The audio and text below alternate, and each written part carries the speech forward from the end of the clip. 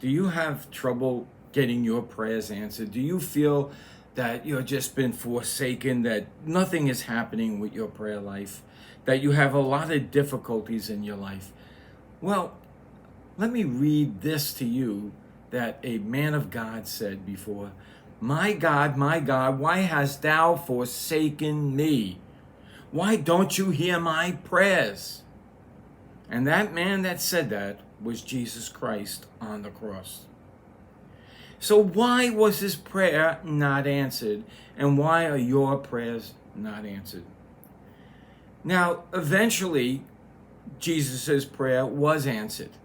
So it was in the process of being answered. But the frustration of the human heart to cry out, God, why are you not hearing me? Why does this happen? Well, we have a couple of different reasons why that wouldn't happen. Notice what he said. My God. Jesus shows ownership of his God. And we now know that Jesus was God in the flesh. But he identified with God. It was his God. So the first question you got to answer to yourself is this. Do you know about God, or do you know him personally?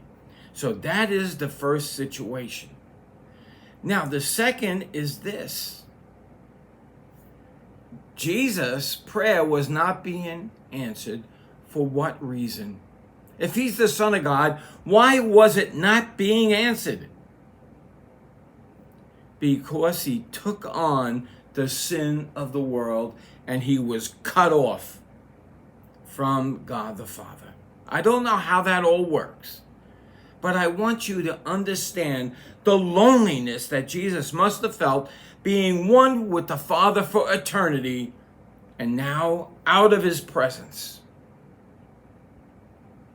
out of his sight, until he resurrected from the dead, cut off, no longer to hear his prayer. So that, having the fact that Jesus was cut off for the sin of the world, maybe you're cut off because of sin you have in your life.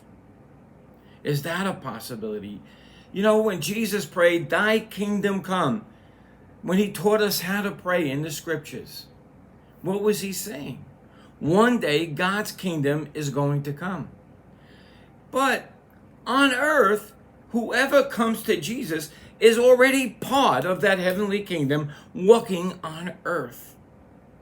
Are you part of that heavenly kingdom? These are all of the factors that influence your prayer. So, to know God personally is the first thing.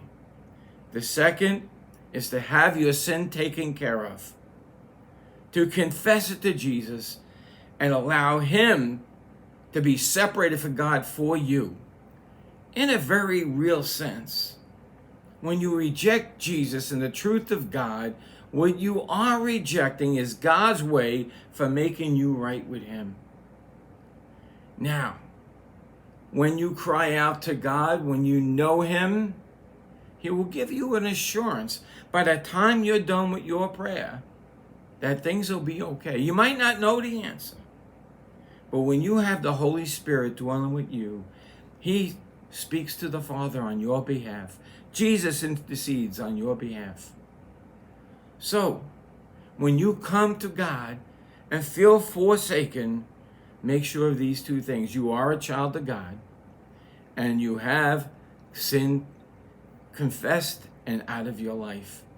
To find out more about salvation, about knowing God, agnostics say there's no way to know God, and there isn't, unless he abides in you. Unless he comes and lives in you, then you know. Check out in the description of this video, it will tell you how to do that. It has my testimony called God's Divine Hand also, that'll tell you how you can know God for sure. So until next time, may Jesus increase as we decrease.